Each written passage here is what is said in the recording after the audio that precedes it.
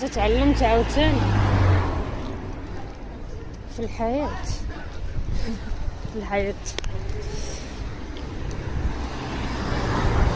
بزاف ديال الحوايج غتكون باغيهم يوقعوا بصح خدمتي عليهم ولا كتاكسبكتيهم يكونوا واعرين، يكونوا ناضين، يكونوا whatever شنو، ولكن ما وقعوش. اما ناس اللي deceived you disappointed you، شي حاجه خدمتي عليها ما حققتيهاش اكسيتيرا.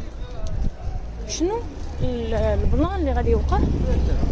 انك غادي تبدا تسخط على الوضع، غادي تبدا تبكي، تشوف باللي غير مرضتي راسك بلا والو وضيعتي الجهد ديالك وبكيتي راسك والاعصاب ديالك وكل شيء على شي حاجه اللي ربي ما بغاهاش توقع لحكمه، ومن بعد مده غادي تعرف ديك الحكمه شناهي.